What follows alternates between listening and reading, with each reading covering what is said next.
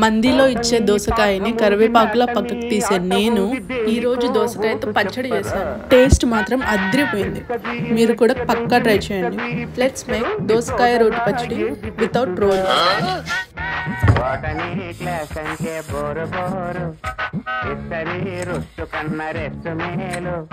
పాటలు పైతులున్న తిల్ముతుడు రేకులు డిస్కోలు చూపుతారు.